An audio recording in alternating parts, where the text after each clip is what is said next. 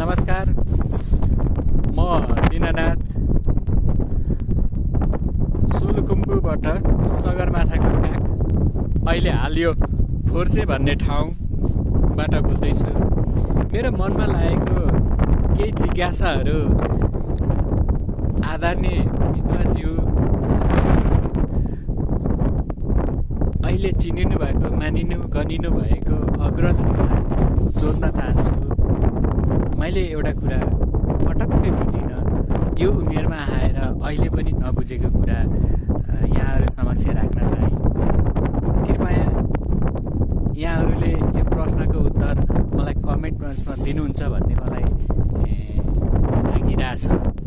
मैले नबुझेर मैले तपाईँहरूसँग सोध्न चाहेँ। मेरो मनमा लागेको कुरा के हो भनेदेखि, हाम्रो पुर्खा यहाँ हामी सबैलाई थाहा छ, हाम्रो पुर्खा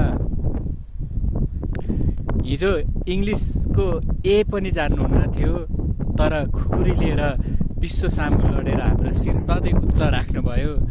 हामी इङ्ग्लिसमा पिएचडी गरेर हाम्रा दाजुभाइ दिदीबहिनीहरू भाडामा नजानुहुन्छ। वास्तवमा हाम्रो पुर्खा ठिक कि हामी ठिक हो? अर्को कुरा, हामी सधैँमा स्कुलमा, बालबच्चामा, मन्दिरमा, घरमा हामी सरस्वतीको पूजा गर्छौँ, हामी सबैलाई थाहा छ। तर सरस्वतीको पूजा गरेपछि ज्ञानी त हामी हुनुपर्ने, तर विश्वको ज्ञानी जापान चाहिँ कसरी भयो? उसै गरी हाम्रो हामी लक्ष्मी पूजा धुमधामका साथ मनाउँछौँ। हाम्रो देशले मनाउँछ लक्ष्मी भनेर, हामी राष्ट्रिय जनावर पनि भन्छौँ।